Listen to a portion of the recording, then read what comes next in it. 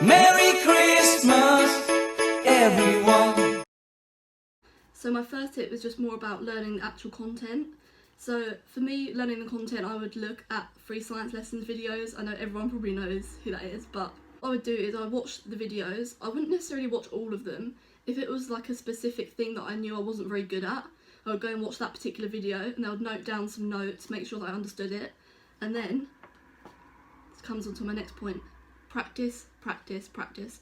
Practice questions will get to you the top grades. If you don't practice for science, you will fail. I'm sorry, it's actually true. Like, it's all good making flashcards on the notes, but personally that didn't work for me.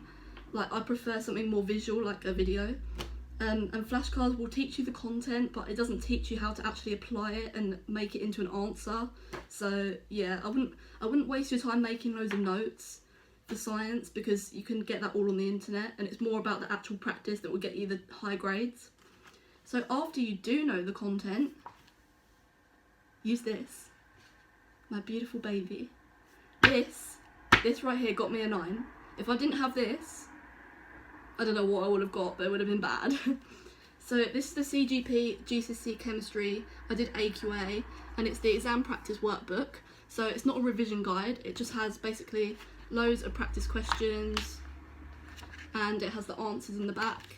And I would just work through this book and do as many questions as I possibly could, because these questions are all taken from like past papers, so it's going to be similar to what you're going to get in your exam. So what I would do to revise is I would go through the spec and see what topics I knew that I just didn't have a clue on.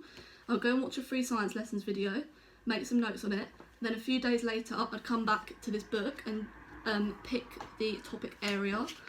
As you can see, it's all divided and mine's a bit of a mess from where I've ticked everything off, but yeah, I'll go back to that specific topic area. So say it was, I don't know, simple molecular.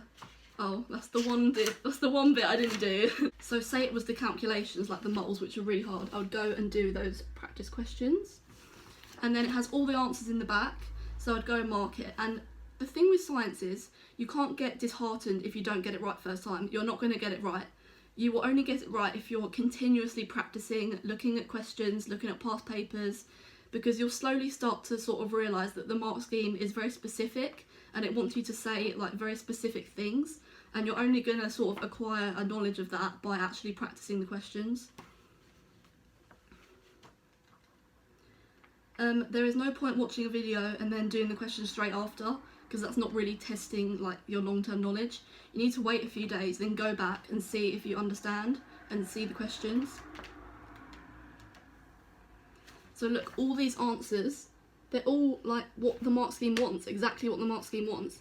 And you'll start to realise like the actual wording that you need to say in order to get the marks. If I could go back to year 11, I would say that I probably started revising in like December before GCSEs, like the December of like before, yeah.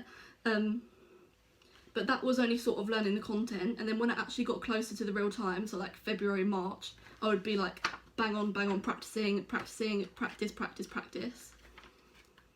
Because there's no point practicing if you don't know the content. Obviously you have to find your own way of learning the actual content first. This will be the difference between like a 7 and a 9, is if you can get through this book, practice, understand what the mark scheme wants.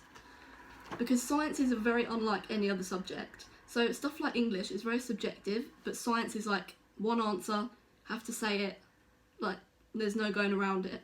Which is why people can sort of get away with not really revising English that much, but you cannot get away with not revising science. So yeah, this would be my recommendation. There's other workbooks that don't give you the answers, and I just don't know why you'd buy one without the answers.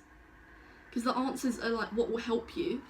I know like if you're getting all of them wrong at the start, it doesn't matter. Like I was getting them all wrong, I didn't understand. But then as I kept doing it, kept going over it, I realised like, oh my god, this is what the mark scheme wants. And I'm going to be honest, the science grade boundaries are usually quite low because they are hard subjects, like they're hard to get marks for. So the last thing I would say is to do practice papers. Now if you're practicing loads of these sort of questions, it's still like, you know, that's still great, but you need to do practice papers as well, because the papers, the way they're laid out, the sort of questions they ask, they're quite similar every year. So for example, there's always 15% of the total marks on required practicals. So that's probably like, I don't know, maybe 2 6 markers I think I had in mine, just on required practicals. And that's similar every year. They always have to like ask you those kind of questions. Start to realise patterns in what they ask and sort of how they ask things, and then you're really ahead. Required practicals are a massive part of sciences, any science, not just chemistry. But to learn the required practicals, I would watch free science lessons. Like even if you haven't done the practicals in class, obviously it helps, but it doesn't really matter. You can watch a video. I would note down the method on an A4 sheet, and then I'd stick it up on my wall, so I'd always be looking at it. Now, the method is not really the hard bit. The method's the easy bit. The hard bit that they want, that's going to get you the top marks, is how can you improve it? What are the potential errors in the practical?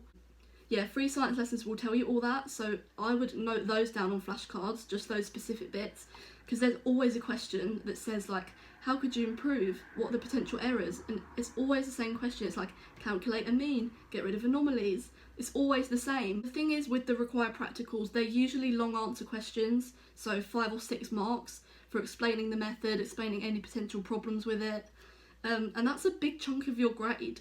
Like, so your paper's out of 100 marks, so 15 of those marks are going to be just on practicals, and that's a big percentage, you know, just to have on one certain area of the spec. There's 8 required practicals in GCSE chemistry, so it's not really that much. So I'll just make a poster for each one. In my opinion, GCSE chemistry is one of the hardest GCSEs, especially towards the end of the content. So sort of topic 10, using resources, polymers, NPK fertilisers. There's a lot of very hard content, which is probably sort of skimming on A-level things. What will set you apart is learning those harder bits, because all of these topics, like topic 1, topic 2, everyone can learn that, everyone knows that.